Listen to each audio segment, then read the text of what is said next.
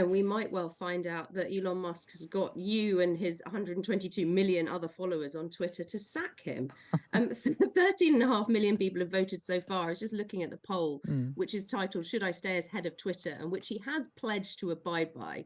And more than half of people are saying that he should go. Oh, he was at the World Cup final last night, but his mind must have been on other things because Elon Musk has been asking his Twitter followers if he should step down as head of Twitter. It follows heavy criticism of how he's managed the social media platform, not least banning some journalists from it in recent days. Let's speak to Katie Prescott, who's from the Times' business desk. Morning to you, Katie. Good morning. So why is he doing this now? I mean, I actually follow Elon Musk on Twitter, and it just, he's quite erratic, and sometimes it just feels a bit like I've had enough of this.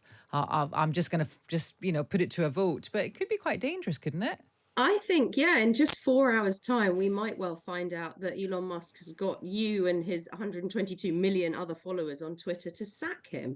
13.5 million people have voted so far. I was just looking at the poll, which is titled, "Should I Stay as Head of Twitter?" and which he has pledged to abide by. And more than half of people are saying that he should go. So, we'll keep you posted over the coming, over the rest of the morning. But it could well be his last time as chief executive, and of course he only bought the business in October.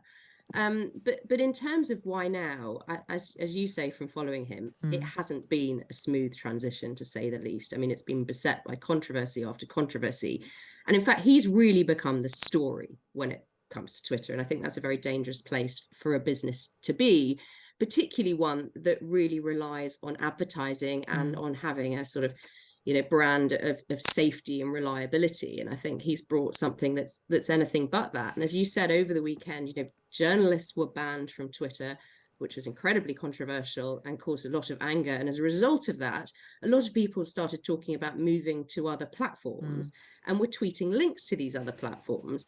And then very bizarrely last night, Twitter introduced a policy saying you're not allowed to link to other platforms. That counts as promotion. So if you're saying, go and find me on Facebook here, that's not okay and you'll be banned.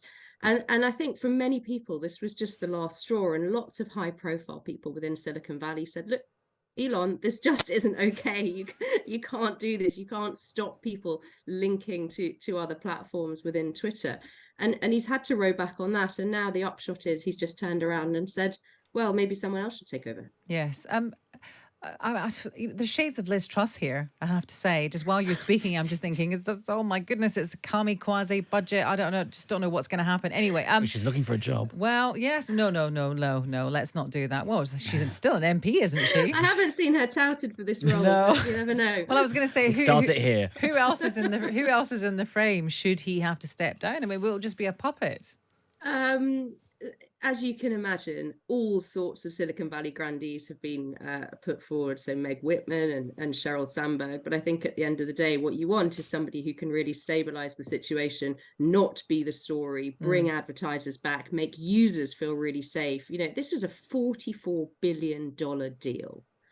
It's a huge amount of money. And at the same time as this is going on, Tesla, which is Elon Musk's cash cow, for want of a better word, where most of his wealth is stored, that's seen its share price plummet over the last year. So Musk has also got that going on in the background. One Tesla shareholder last week tweeted, "We just want our CEO back."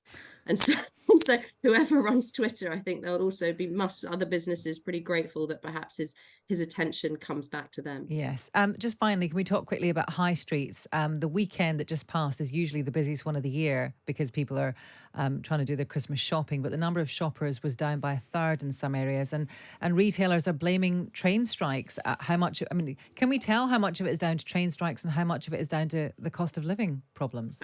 I think you're absolutely right. There are quite a few things going on here, but I think the train strikes really did play into this. And particularly if you look at the areas that have been worst affected, they're the areas that were also affected during COVID, places that people commute into. If you look at central London, for example, footfall lower by 30%. Cities like York, which really rely on the trains because they don't have the infrastructure for cars, were also hit. And this is a problem we've been hearing about from hospitality bosses recently.